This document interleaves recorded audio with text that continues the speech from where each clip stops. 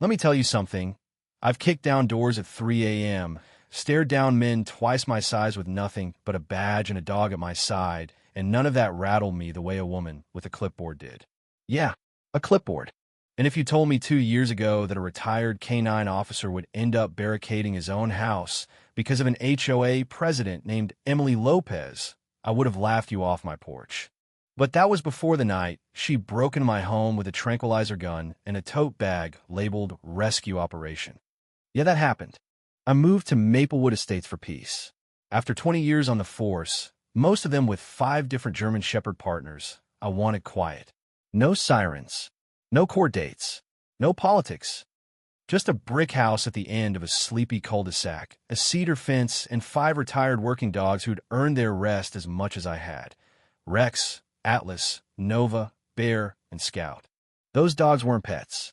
They were family. They'd tracked suspects through swamps, found missing kids in freezing woods, sat with me on nights when paperwork felt heavier than the vest on my shoulders. Now they spent their days chasing sunbeams and sniffing the breeze. First 6 months were heaven. Morning trail runs, afternoons training in the yard just to keep their minds sharp, evenings on the porch with a cold drink, and 5 tired bodies at my feet.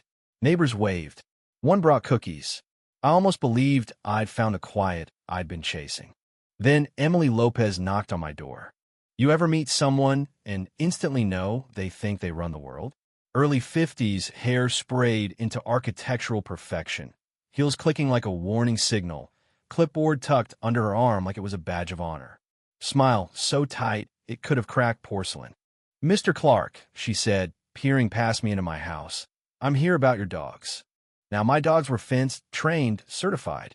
Animal control had their paperwork framed, for crying out loud. They didn't bark unless there was reason. "German Shepherds are intimidating," she said, scribbling something invisible. "We try to maintain serenity here." I told her serenity was safe. She didn't like that answer. The first violation notice came a week later. Excessive animal noise. $150 fine. I appealed. Animal control cleared me. Next week, fence color not compliant. The week after, grass 1/8 of an inch too high. I measured it myself, kneeling in the yard like some kind of suburban crime scene tech. My favorite citation read, "Failure to comply with community tone and decorum." I framed that one. But Emily wasn't joking. She walked past my house daily, snapping photos, lingering too long by the fence.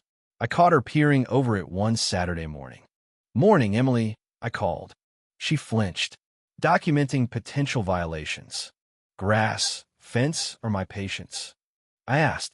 She stomped off like she was trying to drill holes into the sidewalk with her heels. Then came the clubhouse meeting. She put my house on a PowerPoint slide labeled Problem Property. I stood up and said, "You could have just used my name." People snickered. She didn't. "You'll regret this," she hissed as the meeting ended. That's when it shifted. Animal control showed up again, different officer, embarrassed.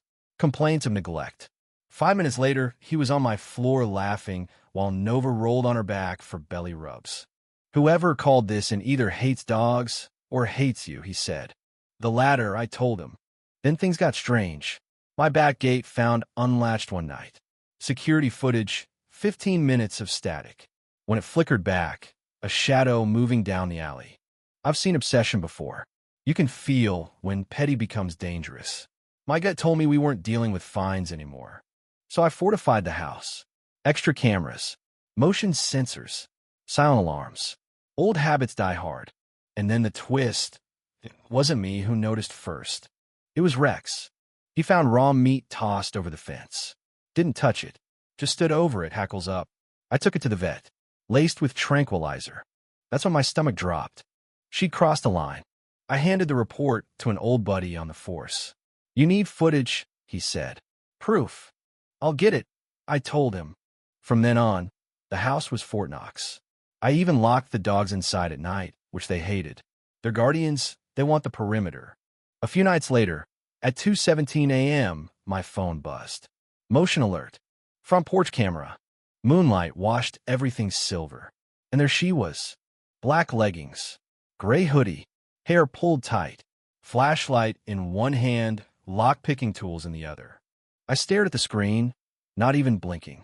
She slipped inside like she'd practiced it. The dogs were silent, watching. She crept through my living room whispering, "It's okay, babies, I'm here to save you." From what? Warm beds and premium kibble? She reached into her tote and pulled out a tranquilizer gun. I called 911. Rex gave a low, rolling growl. She froze. Then Bear stepped forward. Scout shifted left. Atlas flanked right. They formed instinctively, like we used to in search and rescue. Controlled. Calm. Deadly precise if needed. Nova barked once. Sharp. Emily screamed. Dropped the flashlight. The tranquilizer gun clattered on hardwood. The dogs didn't lunge.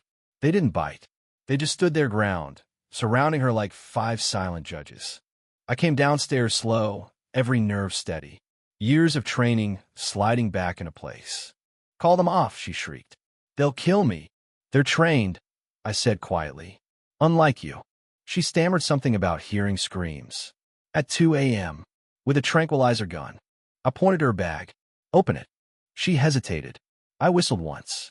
The dogs snapped tighter. She opened it. Darts. Drug-laced treats. Bolt cutters. Fake animal neglect reports with my name typed neatly at the top. Sirens filled the night. When deputies walked in, even they paused at the sight. 5 shepherds holding formation around a trembling HOA president pressed against my wall. She begged. Said she'd resign. Pay fines. Anything. But here's the thing about consequences. They're not negotiable once you've earned them. She left in cuffs, in front of neighbors peeking through blinds and holding up phones.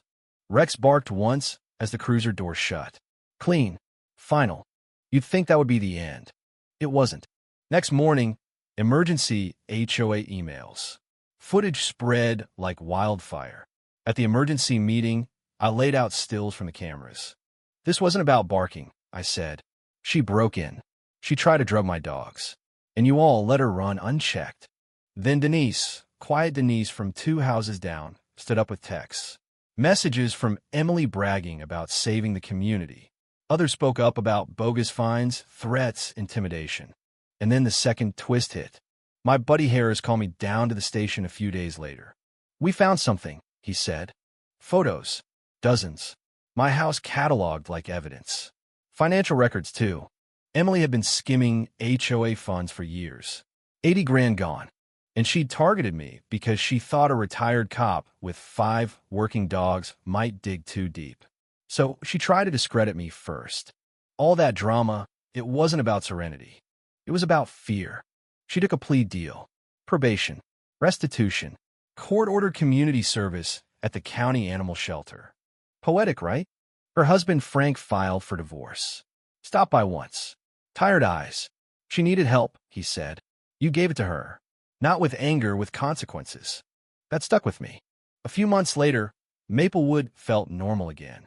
Kids biking. Dogs barking. Even the HOA seemed less like a kingdom and more like a community. Emily sent a letter from the shelter. Said she'd spent her life barking at shadows. Said my dogs protected me and maybe in some twisted way protected her from herself. I didn't forgive her. Not fully. But I understood something. Power doesn't corrupt everyone. Sometimes it just exposes what's already broken. Fear wearing the mask of authority. That's what I saw in her. And here's the lesson I didn't expect to learn. Justice isn't about revenge. It's about stopping the cycle before someone gets hurt. My dogs could have ended that night very differently. One wrong move, and headlines would have been ugly. But they showed restraint. Better than she did. Now when I sit on my porch and watch them nap in the sun, I think about how close things came. I think about pride. About control. About how easy it is for someone to cling to a little power, because it's the only thing keeping their world from collapsing. And I wonder, do you know someone like that? Someone who mistakes control for strength? Here's the thing, standing your ground matters. Protecting what's yours matters. But leaving room for someone to change, that matters too. Because sometimes the best guardians don't wear badges. They wag their tails. So tell me, what do you think the line is? When does authority turn into abuse? When does standing up for yourself become something darker? And if you've ever gone toe-to-toe with someone drunk on a little power, HOA or otherwise, drop your story below. I want to hear it.